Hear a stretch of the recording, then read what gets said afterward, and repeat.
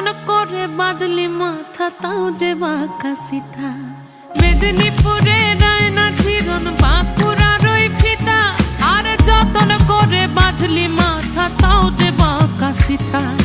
পেছ পাড়িয়া রাজকুমার